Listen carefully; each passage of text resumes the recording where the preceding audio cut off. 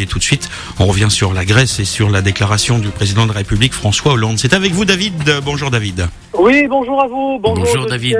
Bonjour David. Voilà, donc je suis quand même atterré d'avoir vu Monsieur Hollande donc hier à la télé disant que il n'y a pas de souci, la France va aider la Grèce, donc il faut que la Grèce reste dans l'Union européenne.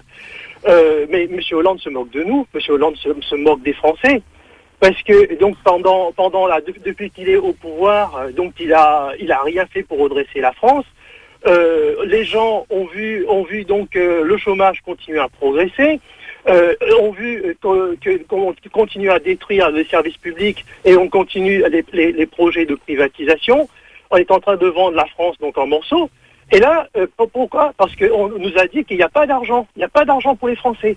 Et là, subitement, il faut que les Français sachent que la France a donné une garantie de 150 milliards d'euros pour le renflouement de la Grèce. Si tout ça pète, et ça va péter, et les Français auront la facture à payer. Alors, je ne comprends pas comment est-ce que donc les gens descendent pas aussi dans la rue, parce que c'est grave ce qui se passe, et c'est grave d'avoir des gens aussi irresponsables à la tête de l'État, et qui ne gouvernent plus le pays dans l'intérêt des Français, mais gouvernent le pays parce que ils ont des ordres venus d'ailleurs. Voilà.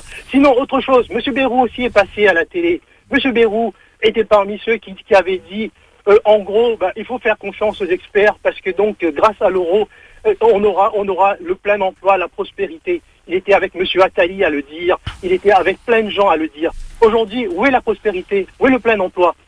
Donc tous ces gens-là, je pense qu'ils ont des comptes à rendre dès maintenant. On ne va pas attendre plus longtemps.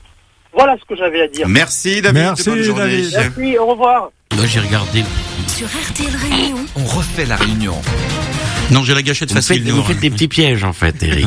Ouais. Je pense qu'il y a des moments où vous me levez le doigt, genre c'est à toi et tout, et donc.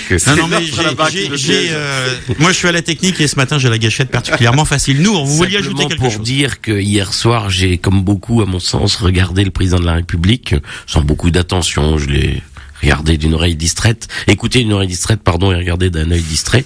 Mais je me suis quand même souvenu, il m'a rappelé Pierre Mauroy, qui disait, en 82, tous les voyants de l'économie française sont au vert.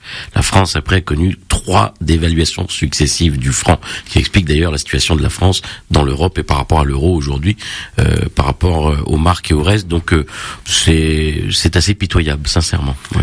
Non, c'est là qu'on va regretter Charles Pasqua, parce que lui aurait pu terroriser le chômage, je pense. Il aurait fait très très peur au chômage et il aurait vaincu le. En tout cas, lui aurait été meilleur que vos amis pour arrêter les terroristes et les djihadistes.